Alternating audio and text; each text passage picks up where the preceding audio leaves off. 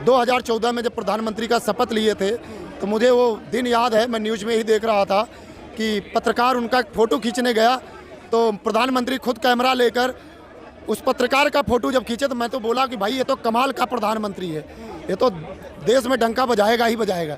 लेकिन वाकई बजने का काम हुआ कि ईडी सारे विभाग को इसने अपने कब्जे में कर लिया। जिस प्रकार आप एक कहानी सुने होंगे रामायण में सुने होंगे कि रावण ने शनि सभी ग्रहों को बंधक बनाने का काम किया था।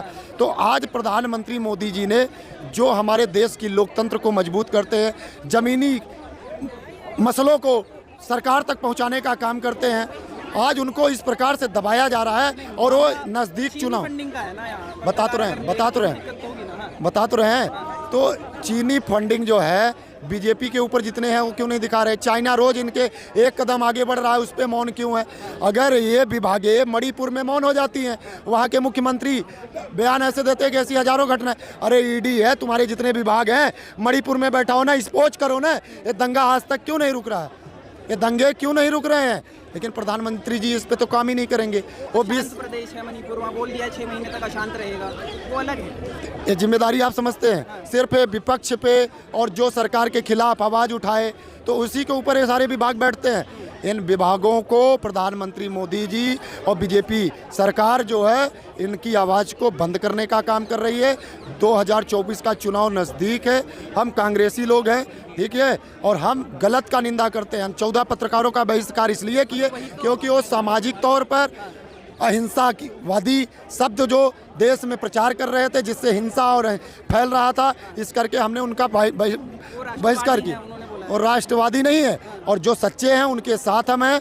और रही बात ईडी, अगर इतने ही सभ्यता और सच्चाई से कार्य कर रही है तो ईडी को मैं चैलेंज करता हूं कि मणिपुर का जो घटना है इसे जनता के सामने एक्सपोज करे कि लड़ाई ये दंगे ये क्यों हो रहे हैं। तो बड़ा यही सवाल है, अभी जातिगत जनगणना में बांट रहे हो, मोदी जी कह रहे हैं हम सब एक हैं, हिंदू हैं, आप नए जाति जनगणना करवाएं ना प्रधानमंत्री मोदी जी, खुद ओबीसी समाज से हैं, क्यों भाग रहे हैं। जाति ये सिर्फ दलित समाज के अपने आप को चेहरा बनाकर 2014 में जनता को बेवकूफ़ बनाए और 2018 में फिर जनता ने इनको मौका दिया कि इस बार शायद पहली बार ये प्रधानमंत्री बने हैं तो शायद कुछ चीज़ें इनको समझ में नहीं आया। तो जनता देखिए हमारी इमोशनली होती है, ठीक है, इनको दोबारा मौका दी, लेकिन जनता का इन्होंने निर्मम हत्या करने का काम किया। 750 किसानों को यही बीजेपी सरकार ने किस प्रकार से सड़कों पे बॉर्डरों पे उनकी हत्या करवाने का काम की, इसी जंतर मंतर पे किस तरह से देश की बेटियों को न्याय देने का काम किया। 6 महीना से मणिपुर जल रहा है, वहाँ के मुख्यमंत्री बोलते हैं कि ऐसी हजारों घटनाएं हैं, ईडी वहाँ क्यों नहीं जाके कार्रवाई करती है। ये सब बड़े प्रश्न हैं, इसको गहराई से समझना पड़ेगा। ये आज जो ईमानदार पत्रकार हैं, जो सोशल मीडिया उधर आवाज़ उठी है ना, कल आप पे उठेगी, कल आपको उठा ले जाएंगे, 100% उठा ले जाएंगे। कौन एक तरफा दिखा रहा है? हाँ जी, एक तरफा दिखा रहे हैं, सच्चाई दिखा रहे हैं तो एक तरफा दिखा रहे हैं। अरे मैं बोल रहा हूँ, मैं चैलेंज के साथ बोल रहा हूँ, बीजेपी एनडीए सरकार में इतने सारे भ्रष्टाचारी हैं, सीएनजी के अभी 7 घोटाले बड़े हुए, उस पर बैठाओ ना आप, उस पर आप क्यों नहीं बैठा रहे हैं? क्यों नहीं बैठा रहे? ब्रिजभूषण के ऊपर बैठाओ ना, ढेर सारे मैं मंत्रियों का नाम ले रहा हूँ, ईडी बैठाए ना उनके ऊपर, नहीं बैठाएंगे। देश की तरक्की को ये दिखाना नहीं चाहते हैं, बस बदनाम कर रहे हैं। कहाँ तरक्की कर रहे हैं? हमारे देश के 98% युवा बेरोजगार है।